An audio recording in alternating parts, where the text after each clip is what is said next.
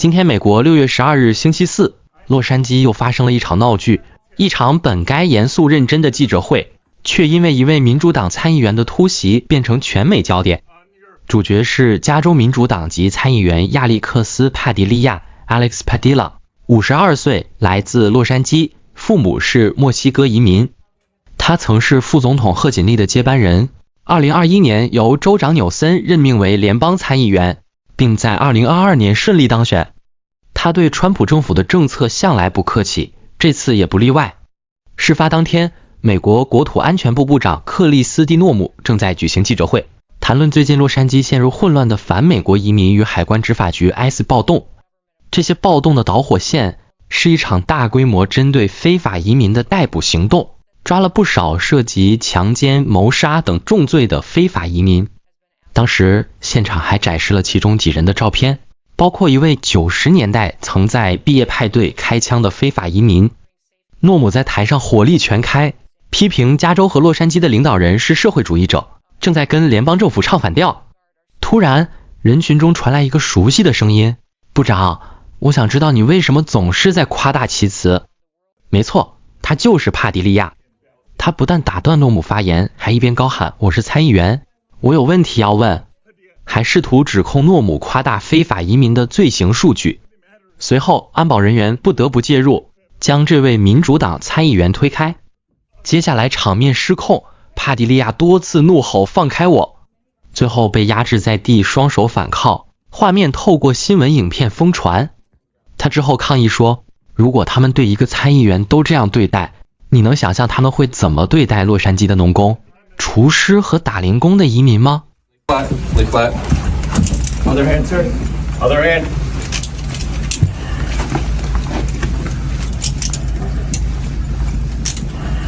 There's no recording loud out here. 但部长诺姆却有不同版本。他在接受访问时表示，帕迪利亚是突然冲向讲台，未表明身份，行为激动，安保人员才会介入。这种行为完全不符合一位美国参议员应有的态度。或许他只是想制造场面。他还强调，美国人民受够了这种政治闹剧。而尽管场面火爆，记者会后，诺姆还是和帕迪利亚私下见了面，聊了15分钟。诺姆表示，我们在9成议题上意见不同，但最后还是交换了联络方式，愿意继续对话。我希望他一开始就用这种方式沟通，而不是上演一场闹剧。Had a great conversation, sat down, talked for 10-15 minutes about operations in LA, some activities of the Department of Homeland Security, and so I thought it was very productive, and I wish that he would have reached out and identified himself and let us know who he was and that he wanted to talk. His approach, was something that I don't think was appropriate at all. But the conversation was great, and we're going to continue to communicate. We exchanged phone numbers, and we're going to continue to talk on ways we can communicate better. Why did you detain him? Why was that the action you decided to take? I'll let the law enforcement speak to how this situation was handled, but I will say that it's people need to identify themselves before they start lunging at people that during press conferences. Is it appropriate? But once he said he was Did he apologize, Secretary? 这一事件迅速引发政坛大爆炸。加州州长纽森在 X 平台发文说，如果他们会铐起一位美国参议员，那你觉得他们会怎么对待你？参议院民主党领袖舒默也在一场痛批，我刚刚亲眼看到让我作呕的画面。洛杉矶市长巴斯更斥责这种行为令人发指，强调帕迪利亚是现任美国参议员。As a combat veteran, I want to know what this House is going to do, but because a senior senator was attacked, illegally attacked, and drugged to the ground. Mr. Speaker, I move that the House now be adjourned.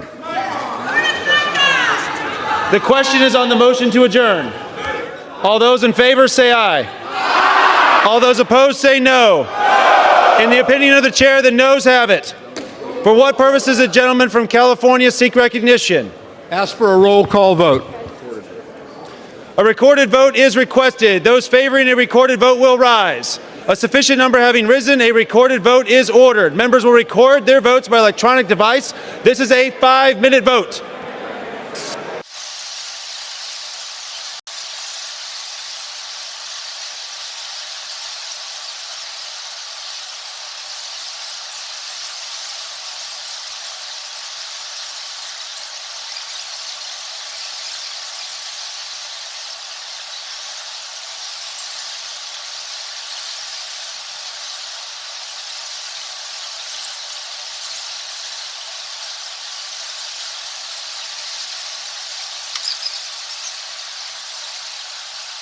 On this vote, the yeas are 206 and the nays are 218.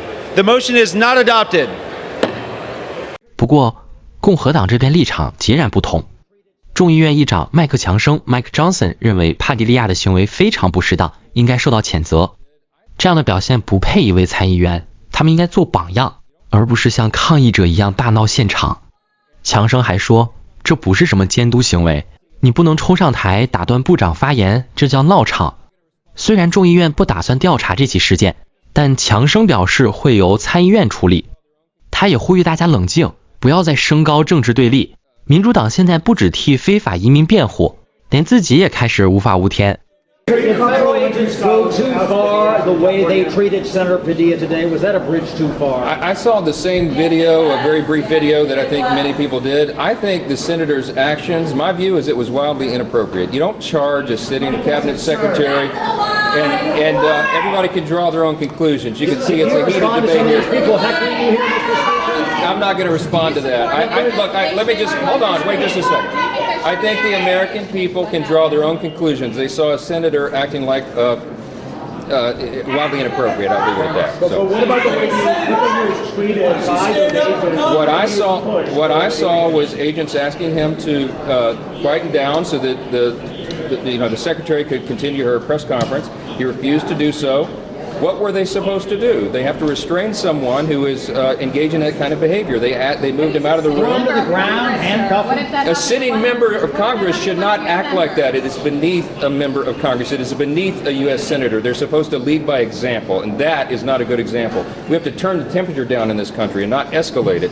The Democrat Party is on the wrong side. They are defending lawbreakers, and now they are acting like lawbreakers themselves. And I think that's oversight. Charging a cabinet secretary in a press conference, I beg to differ. I think that people do as well. I think those actions speak for themselves. Do you have anything to say about lowering the temperature in the country right now? What would you say? Scott, I have things to say about lowering the temperature all the time. I am very consistent in this. We have been trying to do this since I was handed the gavel in before. I founded the Honor and Civility Caucus in the Congress, for crying out loud, when I got here in 2017. I think that we should act according to our offices. We have a duty and a responsibility to set a tone, an example in our actions, and I encourage every member of this body to do it, in the House and Senate. We have to turn the temperature down.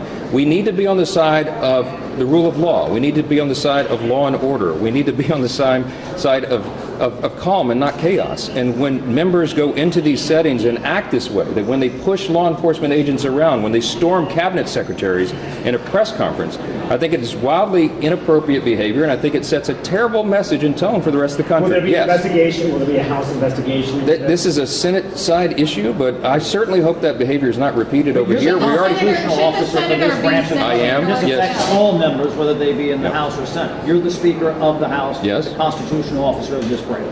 Yeah, and what of it? I mean, the idea that you said this is a Senate issue. This isn't. I mean, these are members of Congress. I mean, yeah, but the Senate does its disciplinary actions over there, and we do ours over here. We have a certain set of measures, as you all know, and it ranges from censure to removal from committees to ultimately expulsion from the body. And do you support that for the senator? It's not my decision to make. I'm not in that chamber, but I do think that it merits immediate attention by their colleagues over there, and that they need. I think that behavior at a minimum is it rises to the level of a censure. I think there needs to be a message sent by the body as a whole that is not what we are going to do. That's not how we're going to act. We're not going to have branches fighting physically and having senators charging cabinet secretaries. We got to do better, and I hope that we will. But I want to say this is a good day for the House chamber. The first rescissions package is now passed through the House. I expect it will pass through the Senate. I expect our one big beautiful bill will continue to be processed as it is, and that we'll get it back and get it done on a tight schedule. I'm still trying to meet our July 4th deadline so we can have a celebration on Independence Day. And having good legislation passed will put everybody in a better mood. So I'm looking forward to that.